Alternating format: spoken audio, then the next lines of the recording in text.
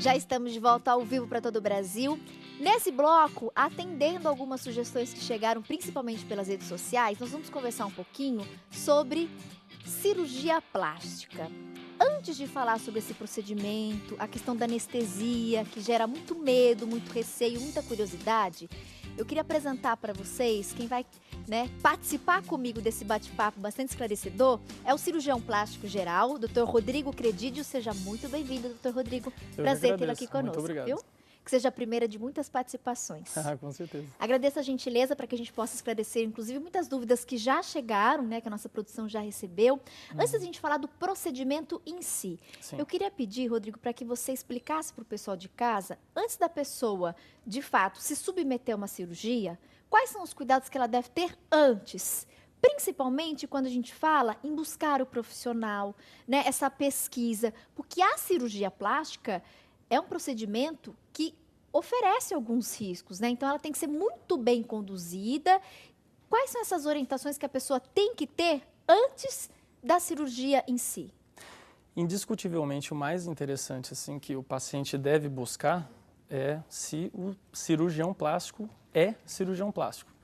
Depois, se ele é médico, porque hoje em dia tem muitos profissionais que estão atuando nesse ramo que não têm a devida qualificação para executar um serviço de boa qualidade e seguro. E, infelizmente, está muito comum. Exatamente. Esse alerta é importantíssimo, gente. Então, o primeiro lugar que nós procuramos é na Sociedade Brasileira de Cirurgia Plástica, SBCP.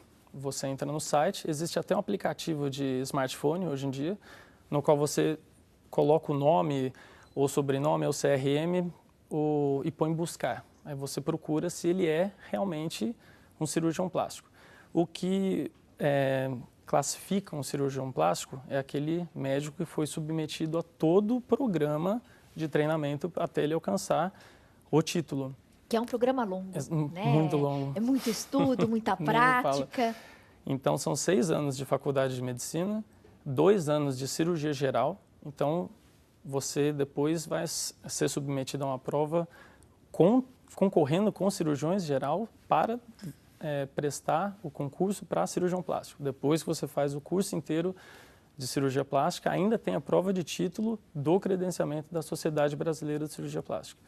Então, esses indivíduos foram submetidos a programas, protocolos, provas, testes, provas oral, provas escritas também, fora todo o programa de realizar o ato cirúrgico na presença de chefes, instrutores, ao longo de todo esse programa. Então, é muito assustador pessoas sem ter passado por isso, se submeter a fazer esse tipo de procedimento. Infelizmente, é muito tem importante. Muita gente fazendo. Fiquem atentos.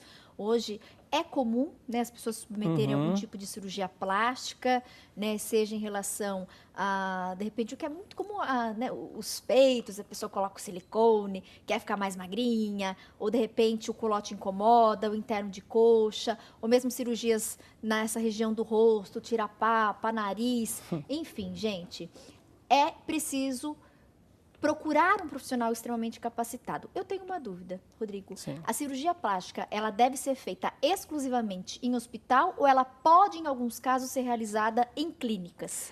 Pode. Isso o que determina é o tamanho da cirurgia. Por exemplo, uma retirada de uma lesão na pele, por exemplo, você pode fazer simplesmente em nível ambulatorial com anestesia local, simplesmente. Por exemplo, uma retirada de uma pinta, perfeitamente, um procedimento exatamente, mais simples. Exatamente.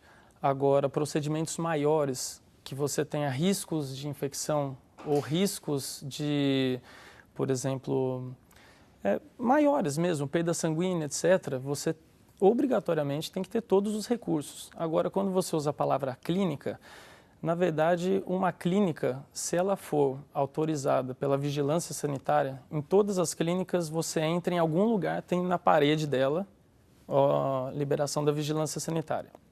Na verdade, a clínica é um hospital de pequeno porte. Então, ela tem todas as condições que um hospital de grande porte tem. Tem obrigado a ter banco de sangue, obrigado a ter desfibrilador, obrigado a ter condições de uma CTI. Absolutamente. A questão é a proporção.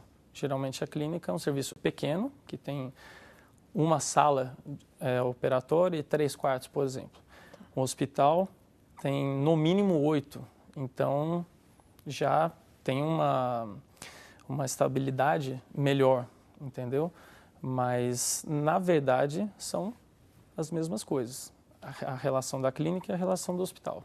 Rodrigo, quando a gente fala ou pensa sobre cirurgia plástica, eu acredito que uma das principais coisas que vem à cabeça, não só de quem nos assiste, mas também da minha equipe, é a questão da anestesia. Né? Existe uma preocupação muito grande em relação à anestesia, aos riscos de uma anestesia.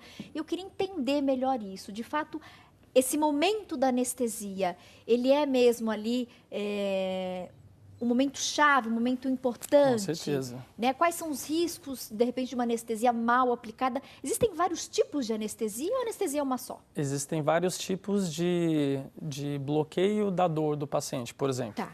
Uma anestesia local, ela é simplesmente uma anestesia em volta da região que você quer trabalhar.